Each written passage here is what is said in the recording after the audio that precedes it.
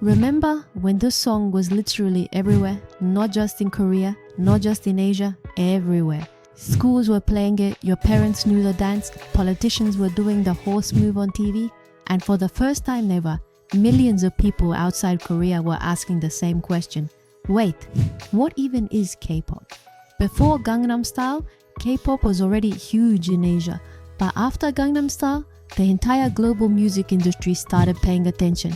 And the craziest part is, Psy wasn't even supposed to be the guy who changed everything, because in 2012, K-pop internationally looked nothing like it does today. No BTS world domination, no Blackpink headlining festivals, no idols topping Billboard charts. Then one ridiculous music video uploaded to YouTube changed the entire game forever. To understand why Gangnam Style mattered so much, you have to remember what the internet looked like back then. This was early YouTube. Streaming wasn't what it is now.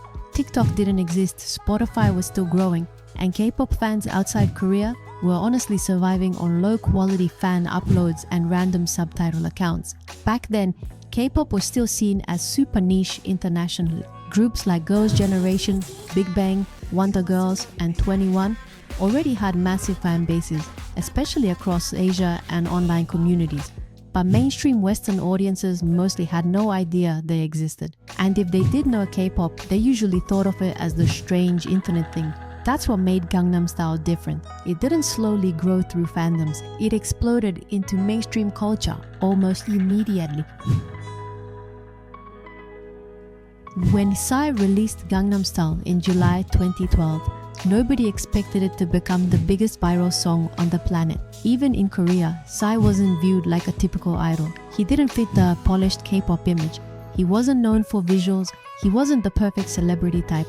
And honestly, that's part of why it worked. The song was catchy immediately. The beat was addictive. The dance was memorable. But the real reason it exploded was the music video. Every few seconds, something crazy was happening.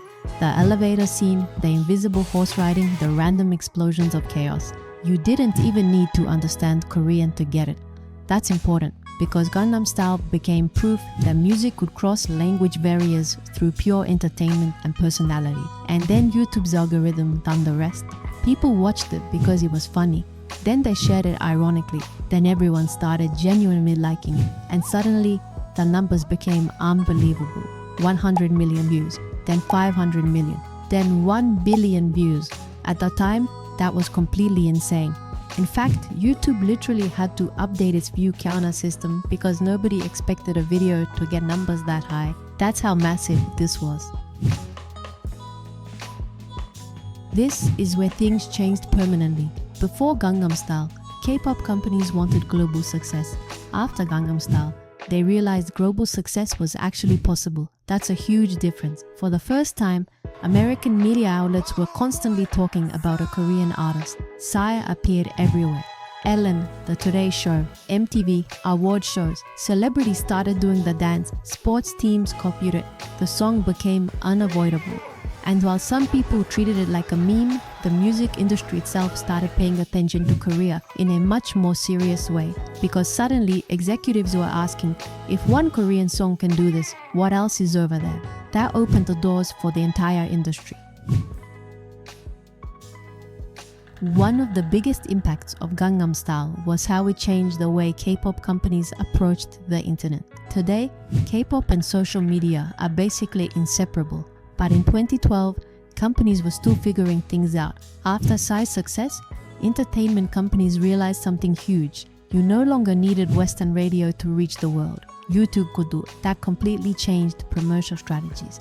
Suddenly, music videos became even more important. Visuals became more global. Content became easier for international fans to access. English subtitles became more common. International touring expanded.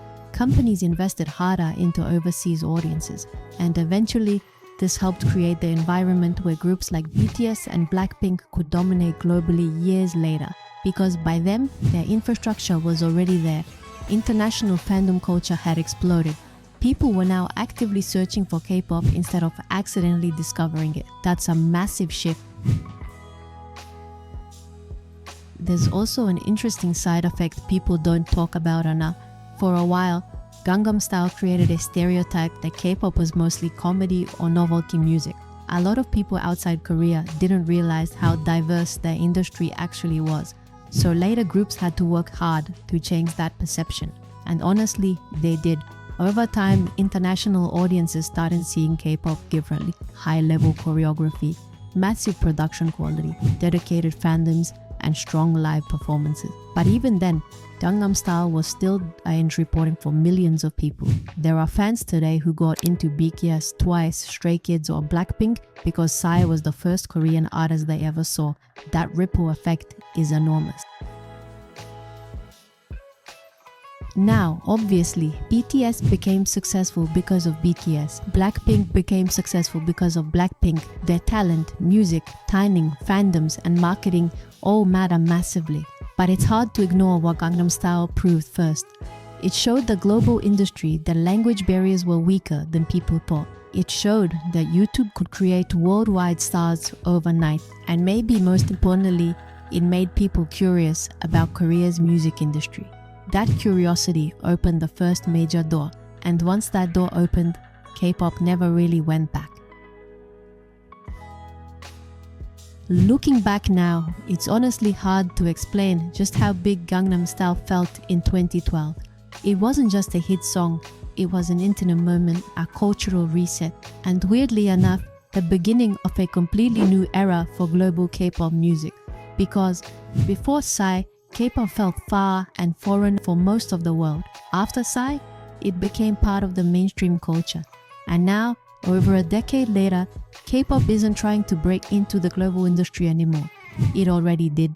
And a huge part of that story starts with one guy dancing like he's riding an invisible horse. Thank you all for watching. If you enjoyed this video, please give it a like and subscribe for more K-pop content. And also, comment down below if you think K-pop going international was a good thing, or is it going to make K-pop lose what made it K-pop in the first place. Thank you all again, and see you in the next video.